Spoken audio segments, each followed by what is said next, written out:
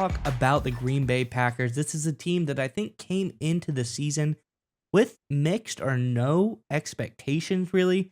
New quarterback, a young team. People didn't really know what to do with them. They didn't have an idea of how good this team could be. And I think through the course of the season, we all figured out really quick that they were going to be very good very early. Jordan Love seems to be like the guy in Green Bay. And I think if his development comes, he could be what they drafted him to be, a great Aaron Rodgers replacement. He can come in, lead this team to victory, potentially a Super Bowl. I think that's great. But what do you need as a young quarterback? You always need a little bit of help. And that is just what the Packers have done here. Let's get into the article and talk about it on the other side. This is from CBS Sports, and it says Sean Mannion has called it a career. The journeyman quarterback is elected to retire after 9 seasons in the NFL, but he won't be going far. Mannion is immediately taking the leap into coaching and has accepted a position with the Green Bay Packers on head coach Matt LaFleur's staff per ESPN.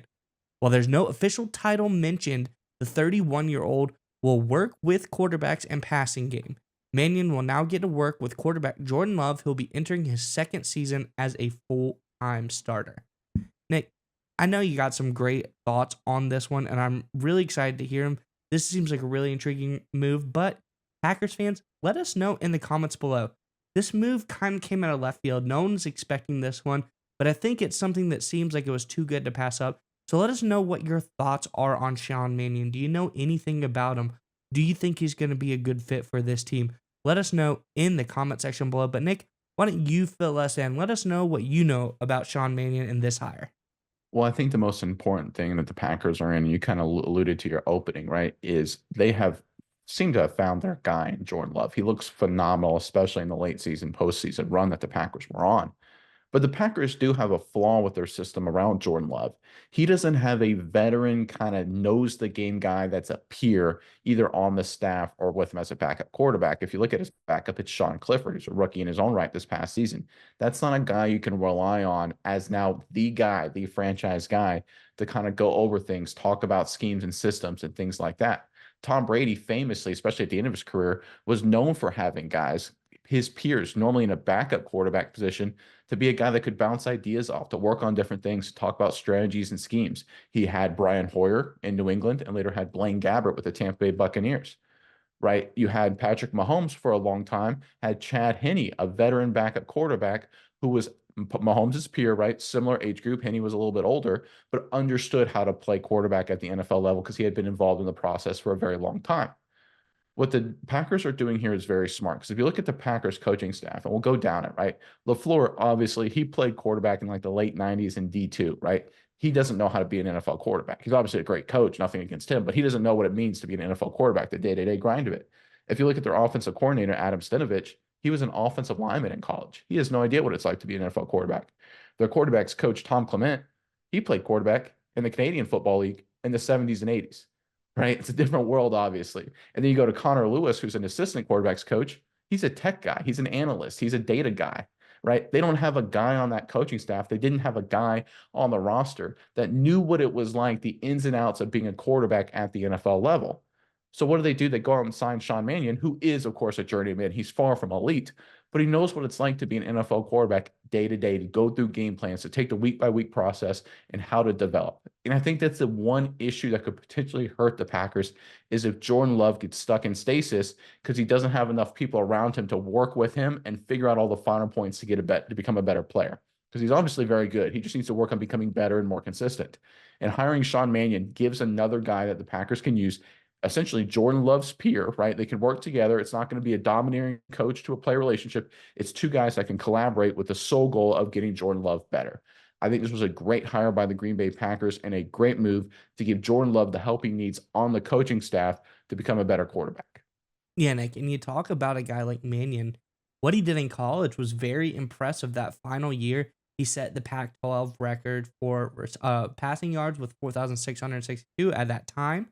And he also set a school record at Oregon State for 37 passing touchdowns at the time. So very successful in college. I remember him coming out. He was intriguing. People like, is this guy going to be the guy? You know, could he be one of the good hidden gem quarterbacks in that class? And not for a starter. He wasn't. He really just never panned out to be what the potential was there for. But what he was and what he did was he was a great backup, and I think he brought a lot of value to teams. And why do I say that? That's because he bounced between two teams at the end of his career like 5 or 6 different times. He went Vikings, Seahawks, Vikings, Seahawks, Vikings, Seahawks.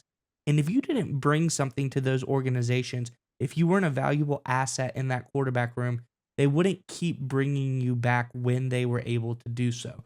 So I think Mannion is a great guy in a quarterback room. I think he has a lot of knowledge, played the game at a high level in college. He knows the NFL game because he's been in it for 8 plus years. He really just seems like a valuable addition, and he can do exactly what you said, help Jordan Love not get stuck in that rut, not get stuck in stasis to where he gets, just stale, stagnant. He wants to continually grow. He wants a guy that can guide him on that football journey. You can't be uh okay with just having this season. This season was great, but you have to want to keep improving and keep growing. And I think that's where Jordan Love will use a guy like Mannion, a true veteran of the game who's been around for a long time, to help him grow and progress so we can have an even better season next season and hopefully see a Super Bowl soon. And there's one more thing to end on that's really important about this move. Is that Mannion's done this before under LaFleur. In 2017, Mannion was the backup quarterback to Jared Goff when Sean McVay and brought his staff, which included LaFleur, to the Rams and flipped that team around and basically turned Jared Goff's career around. After his rookie year, Jared Goff looked like a bust. Everyone thought he was terrible.